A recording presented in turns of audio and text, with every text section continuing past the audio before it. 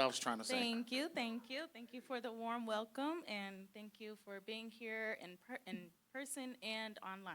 So, my intention for this presentation is to touch everybody, regardless on where you are in your home buying journey or selling journey, whether you already own a home or if you are planning to own a home, if you're renting. My goal is that somebody walks away with learning at least one new thing by the end of this presentation. So just to start, just a little bit about me and my background in real estate. I'm from the west side of Detroit. I grew up in Southwest, and then I moved to the west side, and I graduated from Detroit Public Schools. I graduated from King High School, and then I went to Michigan State University, and I was a student there for 4 years when I decided that I'm going to pivot into something else. So 2020 was my fourth year in college, and that's when I realized that I studied everything. I probably changed my major every semester because I just could not find something that I was truly passionate about.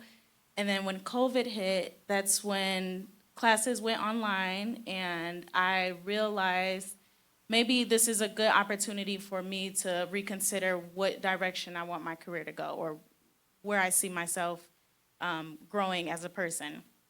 And I did something as simple as I Googled, what do you do when you drop out of college? And the first thing, the number one answer was real estate. And I literally didn't even entertain anything outside of real estate because it was limitless opportunities with real estate and even outside of sales. I decided to go with sales because I needed a career. But even outside of sales, whether that's investing or if you're just trying to build generational wealth with your family or for your family, it's just limitless opportunities. So that's how I end up here now. So I want to start by talking about the market. Let's address the elephant in the room. I'm sure we all want to know. I get this question every day. As soon as everybody knows that I'm in real estate, they're always asking me, how's the market? So this is the data from Metro Detroit. So I've done business in Washtenaw, Wayne, and Oakland counties. So that's the market that I try to keep my eye on. I have buyers and sellers all through those counties. Right now, the median sales price, we're at 331. And also keep in mind that the more you niche down to a specific market, the more the numbers change. So the Detroit market within itself is completely different from the broader market of Metro Detroit, okay? So 331 is what we're seeing for median sales price, and we're seeing homes being on the market for a median of 36 days, which is not that long, honestly.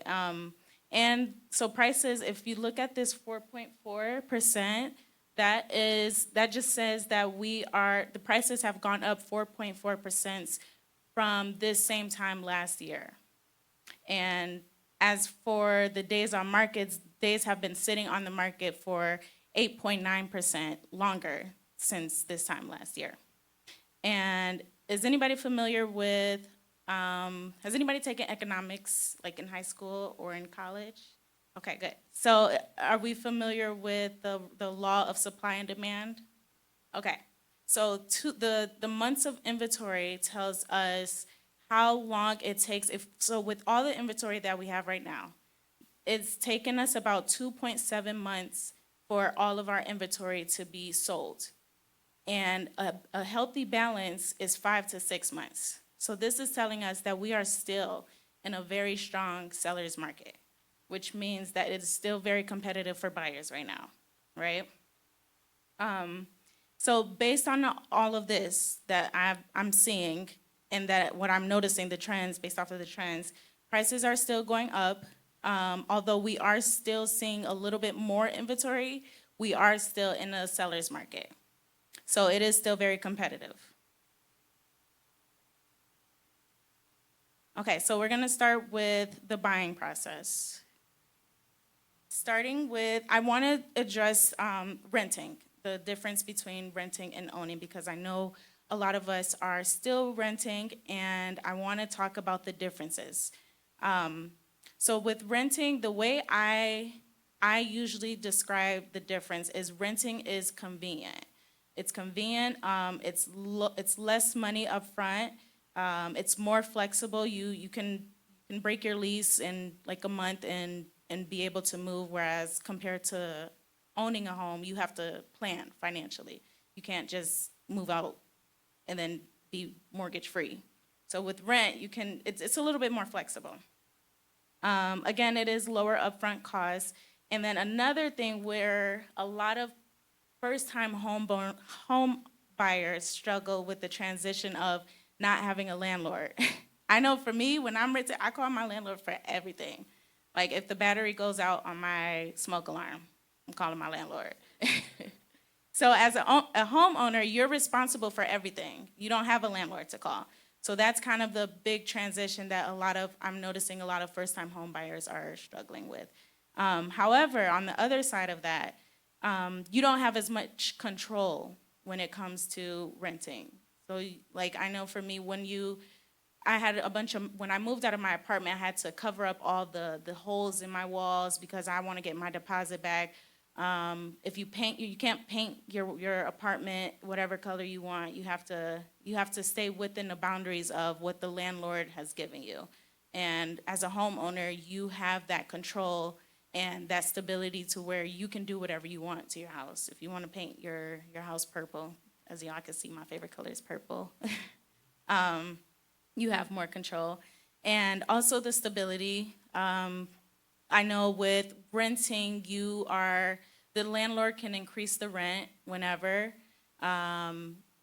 And yes, your mortgage can go up based off of taxes, insurance, but most of the time your interest rate is a fixed rate. So it's like the landlord, they control how much you're paying. And then the biggest thing, you're still paying a mortgage. You're still paying a mortgage. When you're renting, you're just paying your landlord's mortgage. You're not paying your own. So you're putting money towards someone else's equity and not towards your own equity. And this is where the conversation of wealth building comes in. So again, renting is more convenient and it's more flexible, but there's no wealth building into it. You don't see that money back. Whereas when you're owning, at least in a couple years, not only are you paying towards your own equity, but it's growing and it's appreciating. So, and it's the number one. Since 2008, the market crash.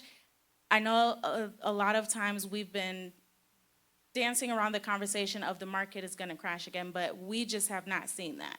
The numbers have not proven that, and that's a good thing though, because if you're owning, then that just means your property value is just continuing to increase, which is giving you more of an asset. Okay, let's talk about the buying process. I want to address the myth of where people assume I'm not ready, so I don't want to have a conversation. And honestly, the first step of buying a home is just having that conversation, even before you're ready.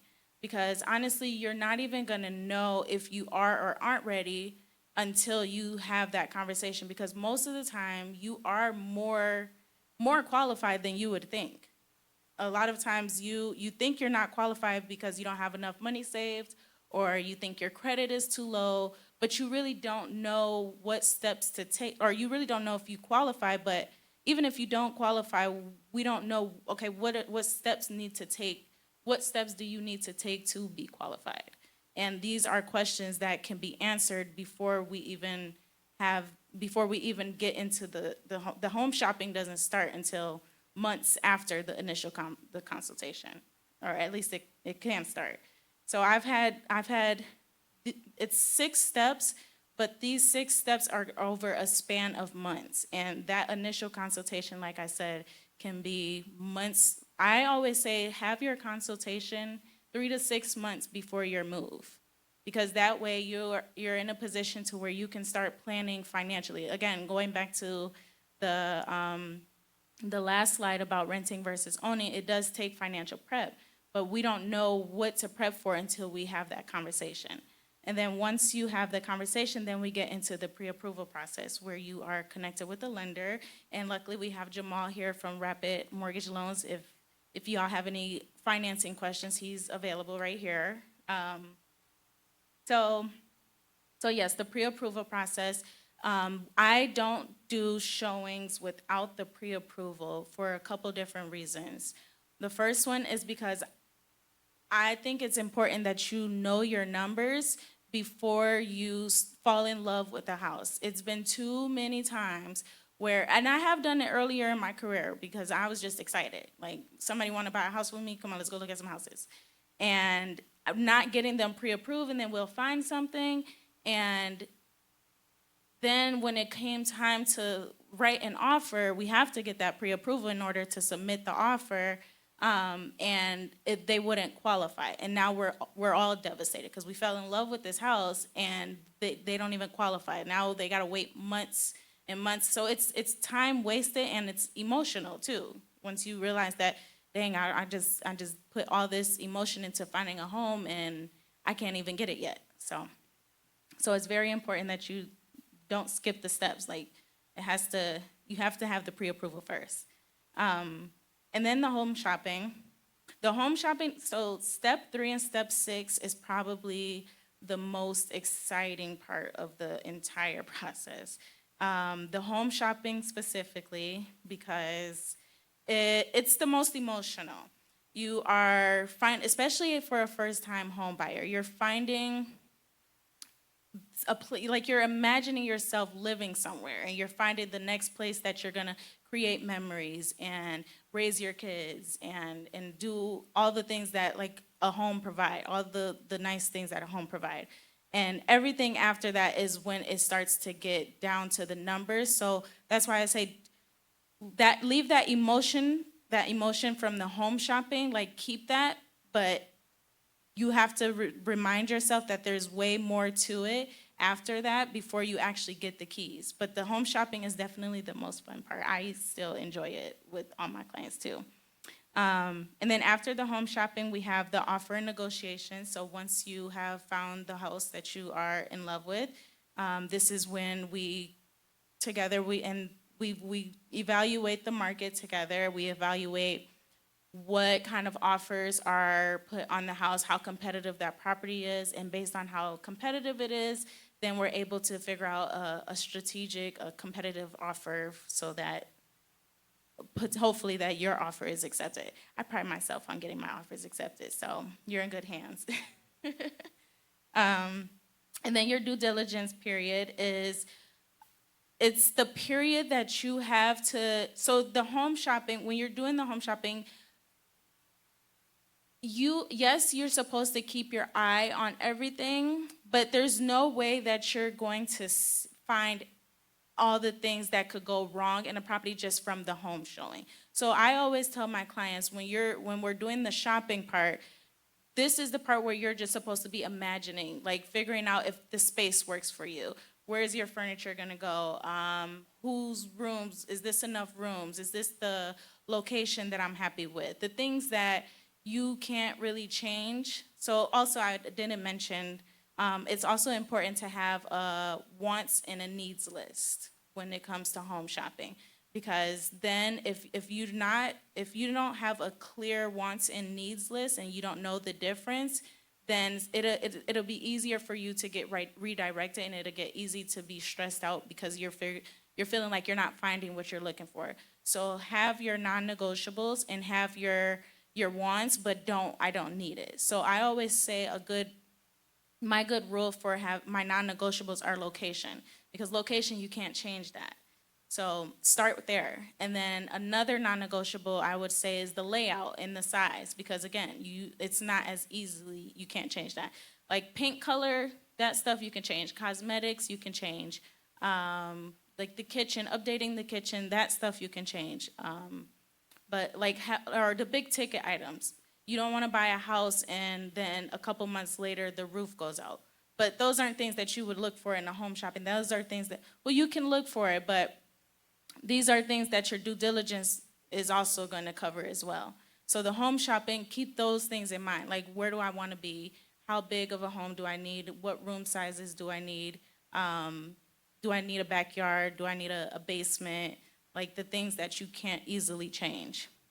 So going back to step 5 is your due diligence period. And this is where you have an opportunity before you close on your home to figure out, like, to look for the underlying things. So that's when you have the inspection that Chiyoki was just mentioning. It's very important that you have the inspection. I never suggest to waive an inspection. Now, there are ways that you can make your offer competitive and still be able to have the inspection, but your inspection is supposed to educate you. And it's supposed to show you the things that you wouldn't catch during that initial showing. And another thing in Southeast Michigan, I always suggest to have a sewer scope because we have a lot of flooding issues here. So all my clients, they know, like, we're getting a sewer scope. And then also this is where you submit your earnest money deposit. And also this is when the financing contingency, all your contingencies are happening during this due diligence period. So usually from the time that you get your offer accepted to the closing, it takes about 30 days, 21 to 30 days. And that is your time to really do all your homework on that house before you close, before you sign any papers, and before you wire that final payment. Okay? And then the closing day, that's the next exciting day. You get your keys, you sign all the paperwork, and you finally take over your home. Okay, so back to the pre-approval process. Again, I put emphasis on it's important to know your numbers before you actually get out there shopping because we don't want to fall in love with the house that we can't actually get. So, things that lenders look for. There are 4 things that lenders mostly look for, and those are credit score. If you are, and we're going to get into the different loans, but a lot of people don't know this, but 580 is a qualifying score. And then next, they're also looking for income and employment. They're looking for stability with your employment, and typically they're looking back to 2 years. And another thing that I learned when I was like getting out of college, if you are coming from college, they also are college counts as your 2 years. So if you were a college student and you're just getting your first job, but you were in college 2 years before that, that counts. So that was just a fun tip. And also your debt to income ratios. Anybody familiar with DTI? Of course you are. So your debt to income, it's your monthly DTI. It's how much you're paying monthly towards your debt compared to how much you're getting a month from your income. And typically lenders are looking for under or between 43 to 50%. If it's more than that, then you already have too much debt and they don't want to overload you with a mortgage. So if your DTI is under 43, if your debt that you currently are accruing right now is under 43% of your income, then you are in a good space. Do you want to add something to that? Mm-hmm.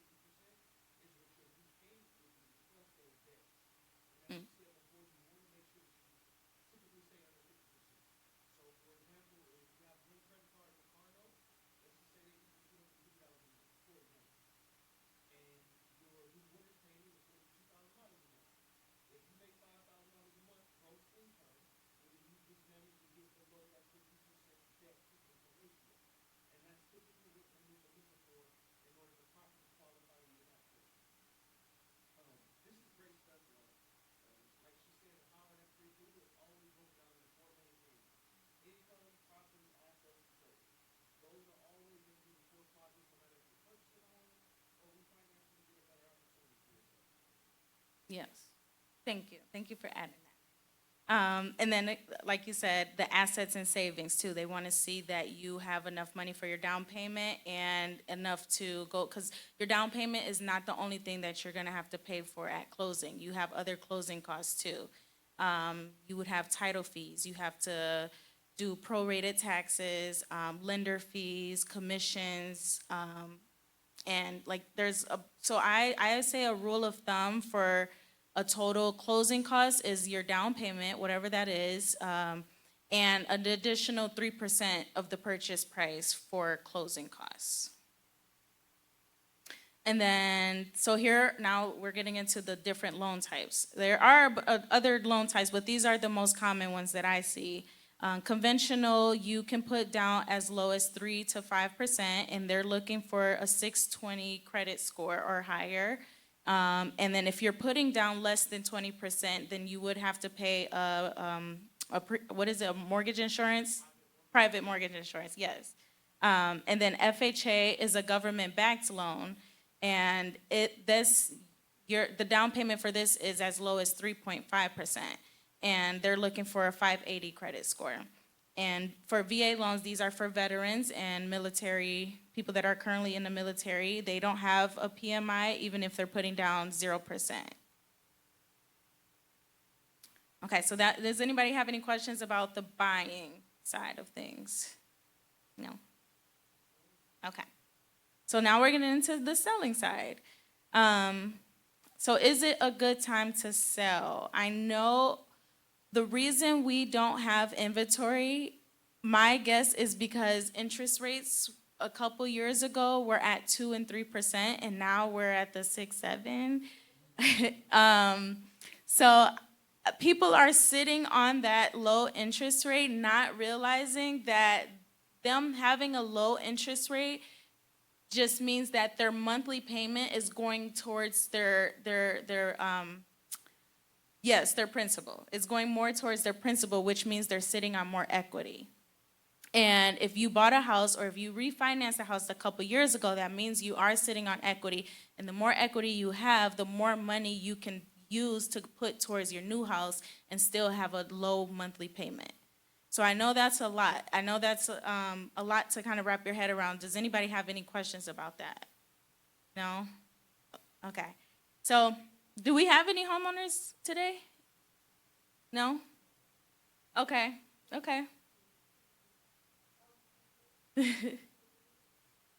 So yeah, so when it comes down to, is it a good time to sell? It shouldn't be solely about the market. I know a lot of people like to keep their eye on the market to make their decisions, but really it's about your lifestyle.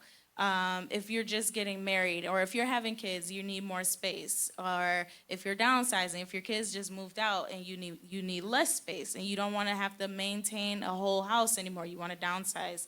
Or yeah, so if you're having a growing family, like the natural things that happen in life, the big milestones are natural transitions for buying a home, buying or selling your home, or making a move, okay? And then also the other side to that is the equity position. How much equity do you have to go towards that new home so that you can still have a manageable mortgage payment? Okay, and then the selling process it's pretty similar. So of course it starts with the initial consultation, and then it goes into the home preparation, or preparing your home for the market. And so I have a couple of tips on this page about how we can prepare for the market.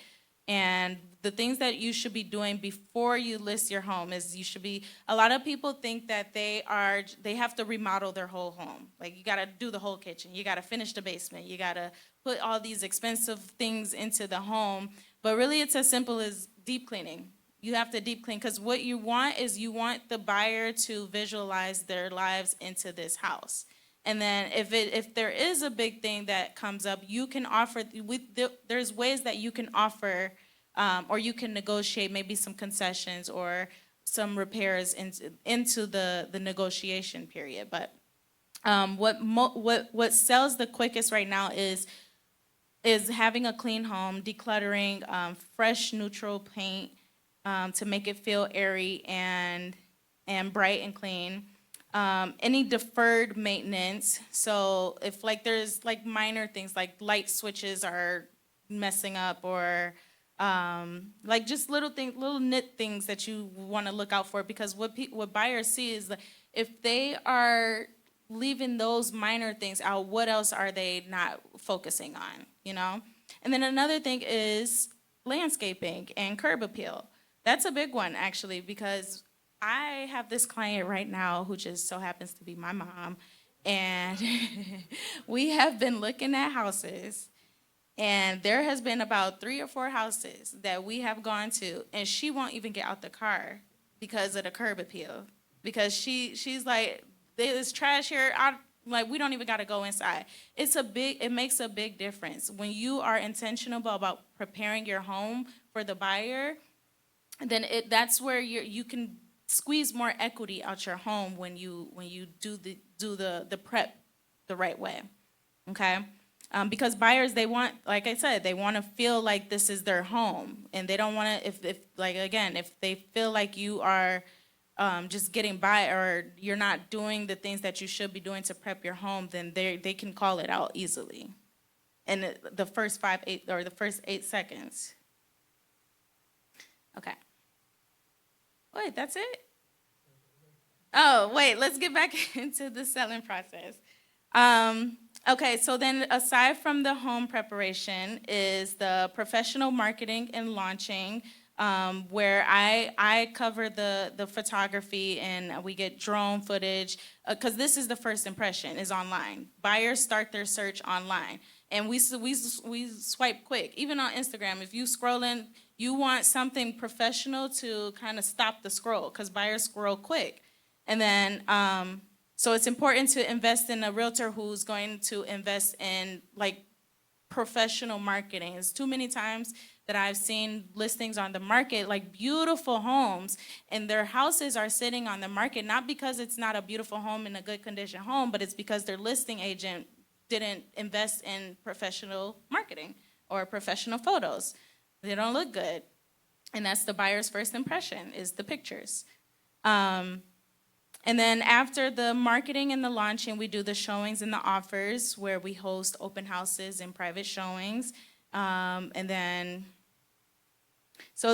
once you start to get offers in, it's more to an offer than just the price. There are other terms that are important, and there are other things that what sellers are also looking for is that who's going to get the deal to the closing table, who's a strong buyer. It's not just about the price sometimes. If you are trying to throw every contingency in an offer, but there's a clean offer with a lower purchase price, a lot of times the seller, I recently just got an offer accepted for my client who didn't have the highest purchase price, but she had the strongest offer, and somebody was offering way more, but because my client had the strongest offer, they ended up going with us. And those contingencies are like the inspection, or if you don't need concessions, like, again, and it depends on the property and how competitive the property is, but if the property has multiple offers, put your best foot forward. Just go strong, go full in, and what's the strongest offer that you can do? Because it's not always just about the price. It's about the buyer qualifications too, like which buyers, because a lot of times we see deals fall through because sometimes the buyer just doesn't work out. So we want to show that seller that this deal is going to go through all the way to the closing table. And then, of course, it's the negotiation and escrow, just like on the buyer side of things, and then the closing day, where you transfer and then you get a nice little paycheck. Okay, and yes, so that is it. That's all I have. Do we have any questions about either side of things, the buyer or the seller side? How about, what real estate goals do we have right now? Does anybody have considering any real estate goals? Yeah. Okay. What kind of investments are you? Okay. Okay, that's a lot. We see a lot of investing in Detroit specifically. It's a booming market for investing. I personally think Detroit is a buy and hold, but a lot of people, it's also good opportunities for fix and flip as well. Um, and that is a really, I think that's a really great start for people to build. And that's another thing. It's limitless opportunities with real estate, even if it's in the investing avenue as well. Yeah. We have a question from online that asks, what are some of the reasons that deals don't go through? So a few could be okay. When you write an offer, there are contingencies. And if some of those contingencies don't go through, and I have a list, I have a home buyer guys that lists all the contingencies, but let's say an inspection fails. So your private inspection is not a pass or fail. But if you go to that inspection and you say, and you see like the foundation is messed up or the roof has a hole in it or things that you didn't see in the showing, that would be one reason why a deal didn't go through. Once you're past the inspection, the next contingency would be your financing contingency. And a big thing could be the appraisal. There's a bunch of things that can go into it, but these are some of the most common ones that I see. The appraisal, if it doesn't appraise, the lender is only going to fund you up into what the home appraises for. So let's say, for example, you're buying a $200,000 house and your purchase price and your offer is for 200,000, but it appraises for, let's say, 180. The lender is only going to fund you up to 180. And that means either the seller is going to have to come down in the price or the buyer is going to have to bring that $20,000 difference in cash because the lender's not going to finance that. So if you and the seller can't come to an agreement on that, then that's a reason to back out of the deal. And if the verbiage is in your contracts, then you'd be able to get your earnest money deposit back too. Other things could be financing contingency. Something changed in a financing contingency. For example, like if you open up a new line of credit, this is why we put a lot of emphasis on like leave your credit alone. Once you get that pre-approval, and even the pre-approval does not mean that you're fully there. Like you still have to do another application once your offer is accepted. So a lot of people go and buy furniture on their credit card, and that's opening a new line of credit, and now the underwriters have to reevaluate your whole financial profile, and those are some things that would be a reason why the deal wouldn't go through. Let's see. Has anybody had any experience on why a deal wouldn't go through? What else?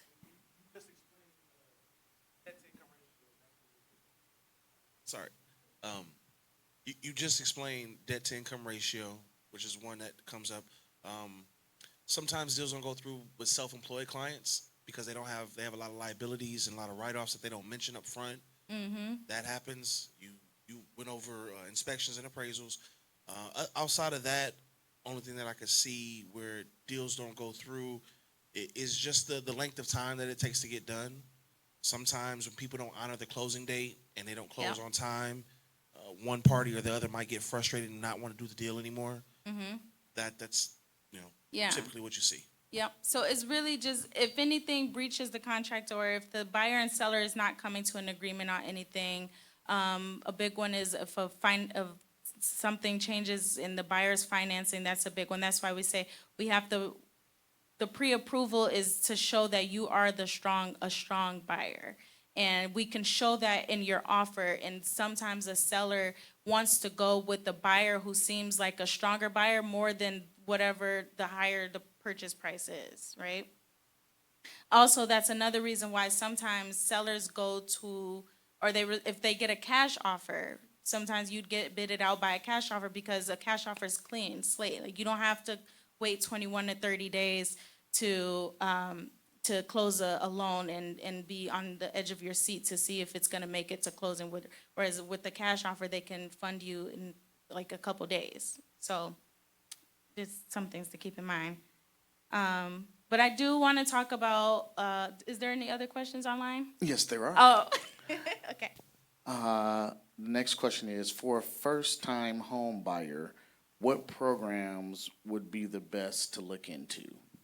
Are we referring to down payment programs? Is that?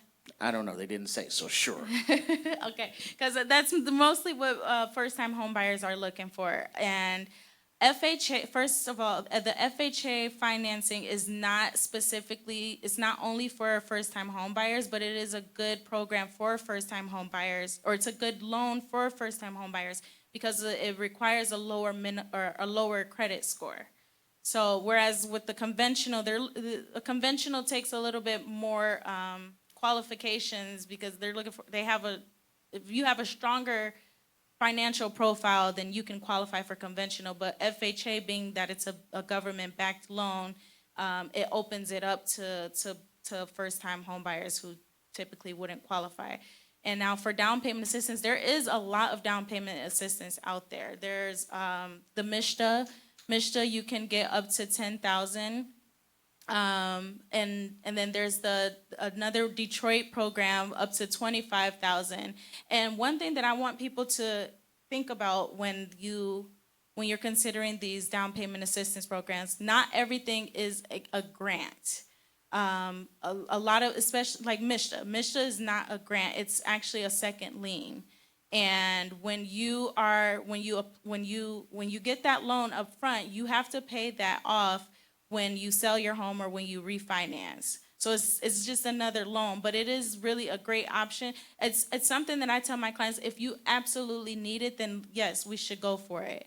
But it is a second lien, and it's something that you do have to pay back once you sell your home. But yes, there is a lot of down payment programs, and then if we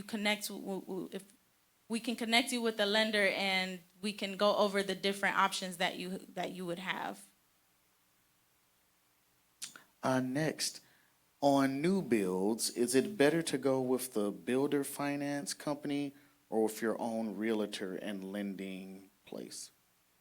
I am not that familiar with new builds. I would say whoever gives you the best deal at the end of the day, whoever has the best deal, the numbers just has to make sense. That goes for anything though. Like even when you are interviewing lenders for residential properties, it comes down to your realtor could refer you to another lender, but if you have your own lender who can give you a better rate and the numbers look better on paper, then you can work with whoever you want, but it comes down to whoever gives you the best deal.